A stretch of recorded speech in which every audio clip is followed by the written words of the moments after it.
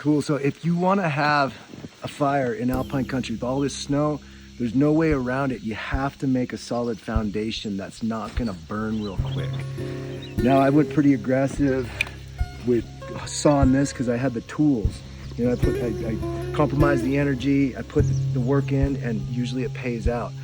Nice foundation like this, these big old logs, will last for hours and hours to have a fire on top of it.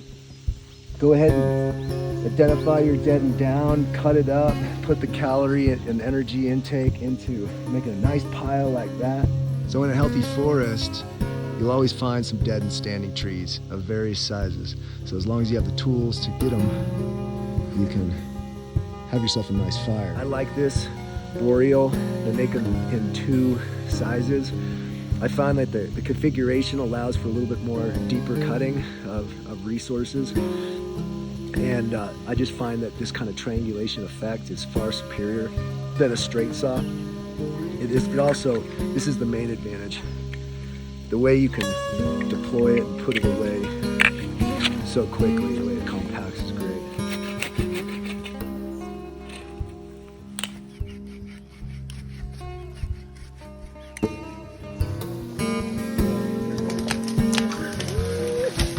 Good job, guys.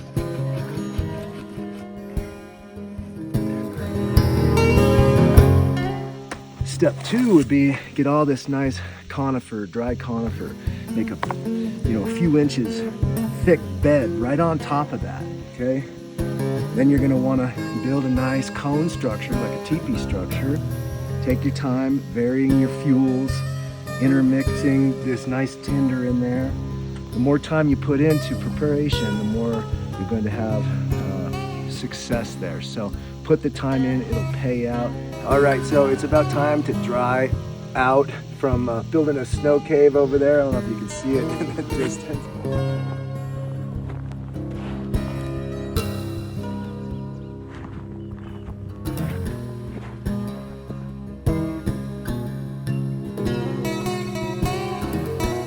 But we're all pretty ready for a nice fire.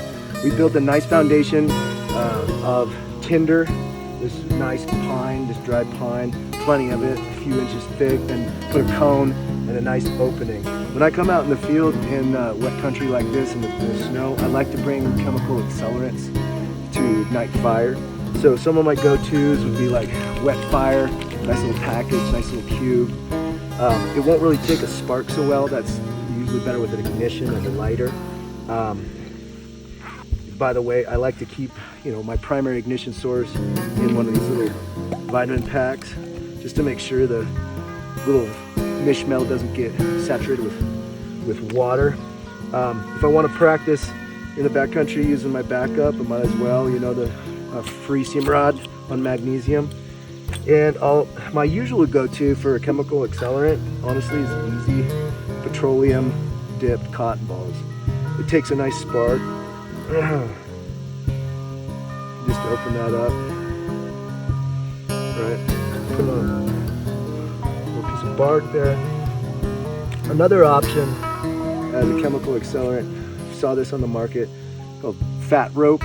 It's just fiber dipped in petroleum, and might as well use some of that too, since it's pretty icy out here.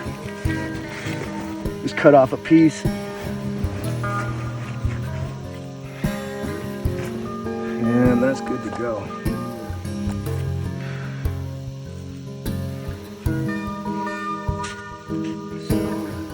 Mix that with the cotton ball, and that should take a spark. I should be able to transfer that, and it should go right up.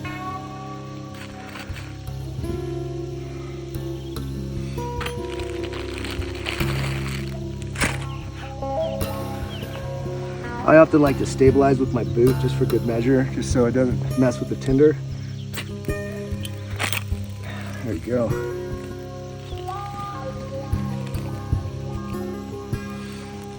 Some of that good stuff in there too.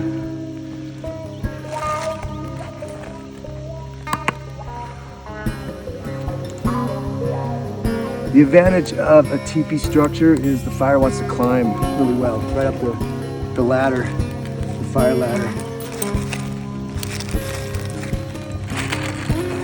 That should go up real nice.